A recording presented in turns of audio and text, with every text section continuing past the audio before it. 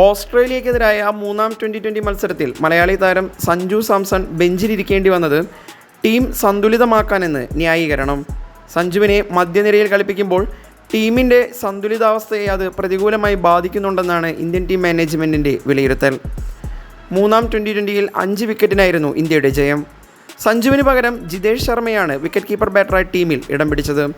ഏഴാമനായി ക്രീസിലെത്തിയ ജിതേഷ് 13 പന്തിൽ പുറത്താകാതെ 22 റൺസ് നേടി ടീമിൻ്റെ വിജയത്തിൽ നിർണായക പങ്കുവഹിക്കുകയും ചെയ്തു.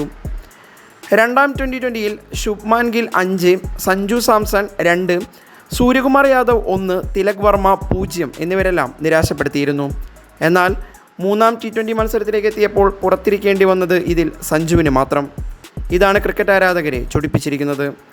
അതേസമയം സഞ്ജുവിനെ ബെഞ്ചിലിരുത്തിയത് ടീം സന്തുലിതമാക്കുകയെന്ന ലക്ഷ്യത്തോടെയാണെന്ന് ടീം മാനേജ്മെൻറ്റ് ന്യായീകരിക്കുന്നു. അഭിഷേക് ശർമ്മയ്ക്കൊപ്പം ഉപനായകൻ ശുഭ്മാൻ ഗിൽ ഓപ്പണറായി എത്തുന്നതിനാൽ സഞ്ജുവിനെ ഓപ്പണിങ്ങിൽ സ്കോപ്പില്ല. വൺ ഡൗണായി നായകൻ സൂര്യകുമാർ യാദവ് ഉറപ്പുമാണ്.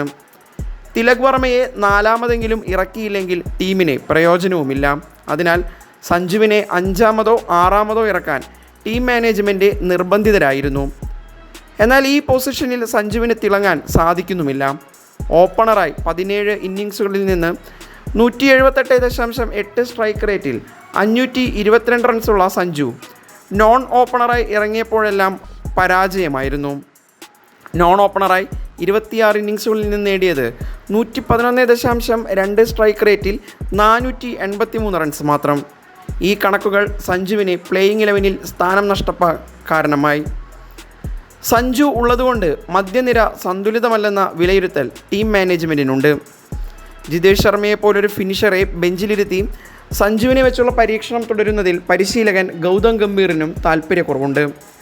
പവർ ഹിറ്ററായതിനാൽ മധ്യനിര സന്തുലിതമാകണമെങ്കിൽ ജിതേഷ് വേണമെന്ന നിലപാടിലേക്ക് ഇന്ത്യൻ ടീം എത്തുകയായിരുന്നു. നാലാം ട്വൻ്റിയിലും ജിതേഷ് ശർമ്മ തുടരാനാണ് സാധ്യത.